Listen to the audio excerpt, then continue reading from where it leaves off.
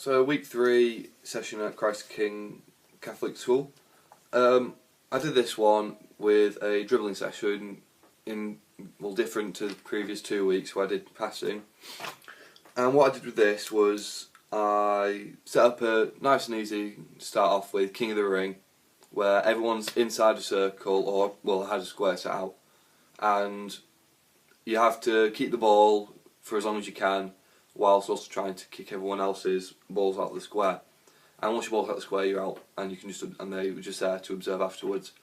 At first, it maybe wasn't the best idea to do that one because it left with a lot of students having their balls kicked to everywhere, and then once they were out, they were messing about, kicking the ball about the sports hall, and so it took a while. So to get that going, there had to be quite a few interventions in this. So I had to come across, I had to shout quite a bit to tell them to stop kicking the ball about and to keep it, and just once they got the ball, pick it up and hold it in their hand until the game's finished. I did this twice, just to get the students used to having the ball at their feet, and just to keep them used to touch the ball.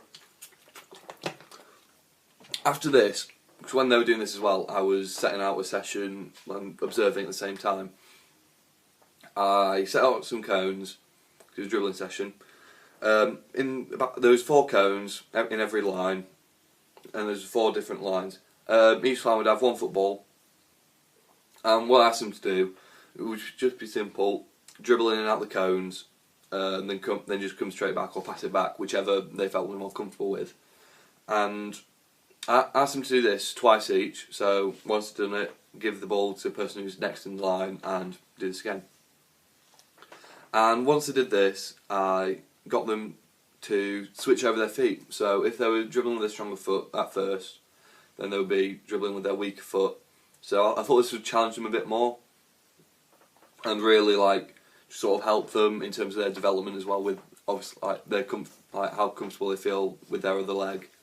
So, for example, I'm right-footed, I would dribble with my right foot in football, and I'm not as comfortable with my left leg. So what I was trying to do is I was trying to make them feel more comfortable if they were in my situation, because I know that would personally help me, and that's what led me to choosing this activity to do for them. The session I set out, I looked more into the theory behind it. So I looked at different bits of reading, and I saw that, because I was looking at the booklet towards the definition of excellence in sports coaching, just by Cote, Young and Duffy, so it's this one. And looking into it, I saw that when planning the session, I saw that they needed a bit more of a structured session in difference to when they're younger, when they need maybe a bit more freedom to sort of have fun. But this one here needs a bit more structure to the session. And so they have the specific skills. So, as it says here, their need to have fun and enjoy the experience is now complemented by the need to receive the proper structured training in progressively greater doses, and to acquire the sport-specific skills necessary to reach more elite competitive levels. So, for this is why I had the skills, the dribbling and the passing last week, because it all links up, and this is going to help me obviously planning in my further sessions. So this one, the dribbling was skill-specific, sport-specific skill, and I wanted them to have fun as well, so that's why I got King of the Ring in the front, because I thought it's quite a fun game to get started with, but as I said, it didn't work out as well as I hoped. And with this as well, they need the structure in this, with just cones lined, sort of not military structure, but just get them in sort of a a rhythm of doing these sort of sport specific the discipline involved in it, really. So that's really more or less what I was trying to implement.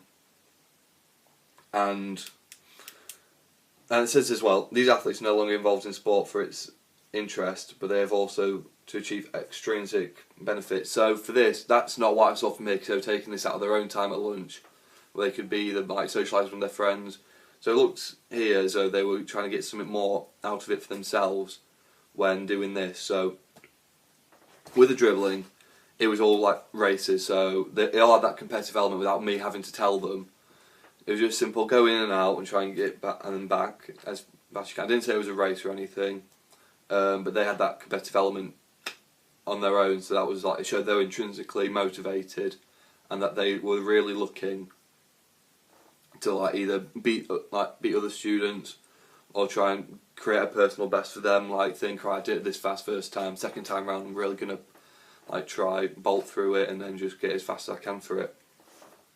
So after this again, it went to the teacher and they took the session while I observed again. I look at their behaviours, I look at how they set up the session. They did a dribbling session as well, so it linked in with mine. Theirs was more complex, where there'd be 4 different cones scattered about. They'd run over, go around one of them, go to the other, go around it again, then go around it again, then come straight back, give the ball to the next person, they do the same thing again. So difficulty wasn't quite as big as it could have potentially been, but it was quite difficult. It could have been quite physically draining for the students.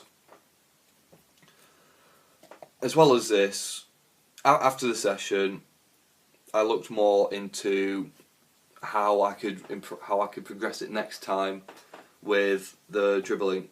So for that, I was looking at either maybe making them do stuff in pairs where they'd be competing against one another, physically much rather than like mentally when they're just in the cones, like trying to beat each other at competition, but actually trying to get past other opponents to make it more in-game scenario like. So that's something I'm looking forward to doing for the next week.